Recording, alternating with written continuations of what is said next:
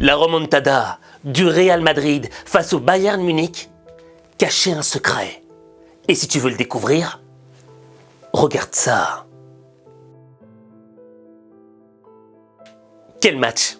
Quel match incroyable! Ce que je veux dire par là, c'est que pendant la première heure de jeu, le match était extrêmement serré entre les deux équipes. Et on sentait que les deux avaient soif de victoire. Et à la 68e minute, le Bayern Munich marque un but par Alphonso Davies. Un but juste magnifique. Et tu vois, à partir de ce but, je commençais à perdre espoir en la qualification du Real Madrid. Et je pense que même le coach Thomas Tuchel s'était dit à la 85e minute que le match était plié, que c'était fini. Raison pour laquelle il a commencé à opérer des changements. Musiala, Harry Kane, deux des meilleurs joueurs de son équipe. Et moi, à la 86e minute, je me disais « Bon Aziz, c'est bon, le match est terminé, tu peux éteindre la télé. » Mais quelle n'a pas été ma surprise lorsqu'à la 88e minute, le Real revient alors qu'on les attendait pas. Non mais les amis, le Real Madrid, c'est une dinguerie, on est d'accord. Je pensais qu'ils étaient finis, tu vois. 87e minute du match, je les vois un peu fatigués, etc. Et ils te mettent un but. Est-ce que vous pensez qu'ils vont gagner ce match? Et là, je me dis, ok, ils ont marqué un but à la 88e minute. Et je commence à me poser des questions, tu vois. Et là, je prends mon Insta et mon TikTok et je demande à mes abonnés, est-ce que vous pensez que le Real peut remporter ce match? Mais au moment où je pose cette question, à la 90e minute, il marque un deuxième but. Je viens de voir le deuxième but du Real Madrid. Mais c'est une dinguerie. Mais ces mecs-là sont fous. Wow. J'allais vous demander, est-ce que vous pensez que le Real peut gagner ce match? Mais ils sont en train de le gagner. Et là, je me dis, mais c'est pas possible. On est dans un autre monde. Et là, à la fin du match, l'arbitre siffle la fin de cette incroyable remontada. Les dernières secondes du match Bayern-Real Madrid. Je vous l'ai fait vivre en direct. Ça fait au moins 5 minutes que le match devait s'arrêter, mais il continue. On joue depuis 103 minutes, 104 minutes. 14 minutes de prolongation, mais c'est une dinguerie. Mais cet arbitre, il veut pas siffler la fin de ce match. C'est terminé. Oh yes! Yes, le Real a gagné. Oh mais la dinguerie. Mais la dinguerie. Mais quel match. Quel match de dingue. Que des émotions quoi. Mais putain. Mais cette équipe du Real Madrid, elle est pas normale. Cette équipe du Real Madrid, elle est magique, c'est un truc de dingue. Je pensais qu'ils avaient perdu ce match. Je pensais que c'était fini. Mais ces mecs-là sont dangereux. Comme tu l'as vu, j'étais dans un état second, quoi. J'étais habité par une émotion incroyable. Pourquoi? Parce que moi, j'avais misé sur la défaite du Real Madrid. Or, ces gens-là sont revenus à la dernière minute pour détruire une équipe de fer. Et à la fin de ce match, je me suis quand même posé une question. Je me suis dit, mais Aziz, pourquoi est-ce que tu as encore douté du Real Madrid?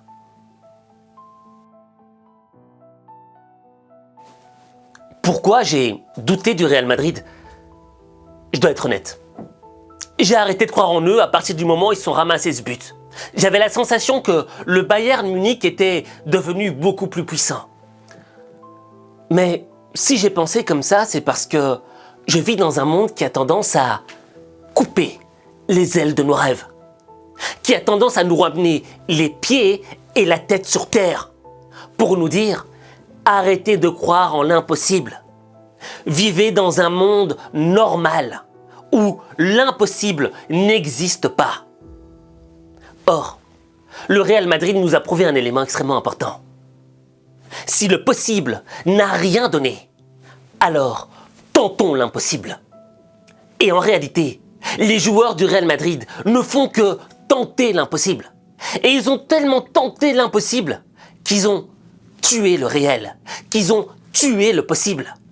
Et qu'il nous faut entrer dans une autre dimension, une dimension d'émotion, une dimension qui nous fait croire que tout est possible. Et tu vois, comment se fait-il que ces joueurs arrivent à y croire jusqu'au bout? C'est à cause du poids de l'histoire. En réalité, le poids de l'histoire du Real Madrid contamine les joueurs. Lorsque les joueurs portent le maillot du Real Madrid, ils sont contaminés par le virus de l'histoire de ce club. Et là, ils ont un sentiment d'invincibilité.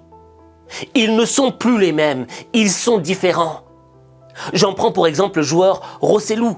Rossellou, le mec qui a marqué 2 buts que je connaissais pas. Je ne sais pas de quel club il vient. Et pourtant, à son âge avancé dans le foot, 34 ans, le mec s'est surpassé, le mec s'est transformé en Cristiano Ronaldo, en Karim Benzema. Le mec a été touché par le virus de l'histoire du Real Madrid. Et selon moi, la différence entre un grand club et un club normal, c'est ce poids de l'histoire. Parce que lorsque les joueurs sont conscients, lorsque les joueurs sont contaminés par cette histoire, ils prennent leurs responsabilités comme des hommes. Chacun des joueurs sait quelle est sa mission, remporter la victoire.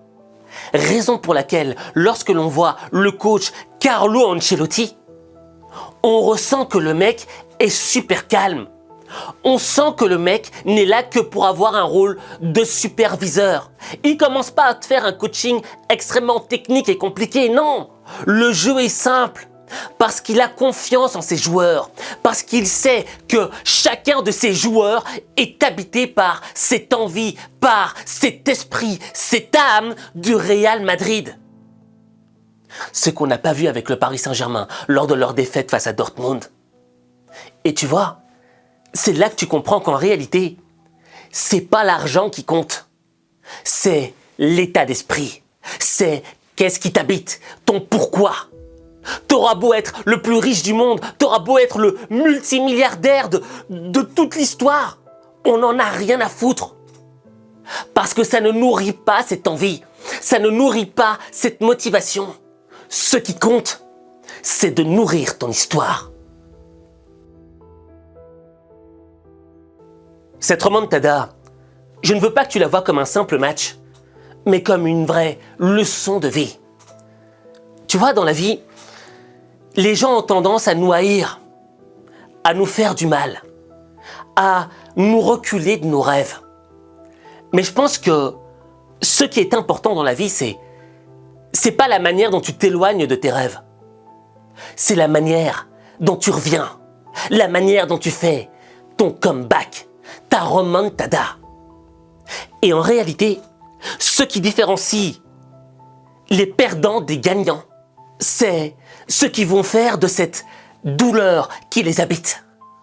Est-ce qu'ils vont en faire une douleur existentielle qui va les suivre toute leur vie? Ou est-ce qu'ils vont utiliser cette douleur, ces échecs, toute cette méchanceté comme une matière première pour nourrir leur propre histoire?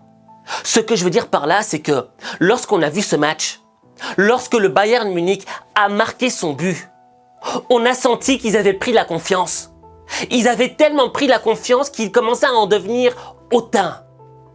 Mais les joueurs en face du Real Madrid se nourrissaient de cette attitude, se nourrissaient de ce mépris du Bayern Munich qui leur faisait croire que tout était fini.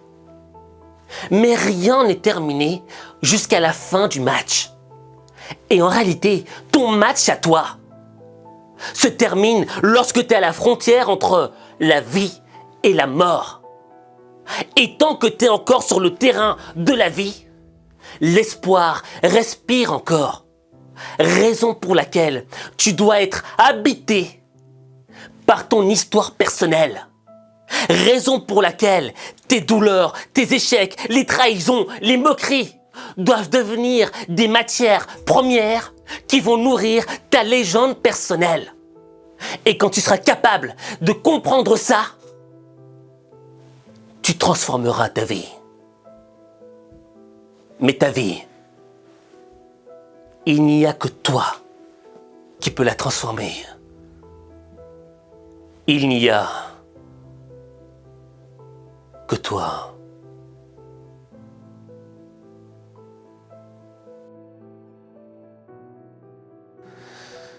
Il est temps pour toi de faire un choix. Soit tu décides d'être dans le club de ceux qui n'arrêtent pas de se plaindre, de ceux qui subissent la vie mais ne font rien pour la changer. Soit tu décides de faire partie du club de la remontada, de ceux qui se battent jusqu'à la dernière seconde. Si tu décides de faire partie du club de la remontada, alors écris en commentaire « Je suis Real ». Je répète, je suis Real. Et si tu as fait le même choix que moi, alors on se retrouve pour la finale.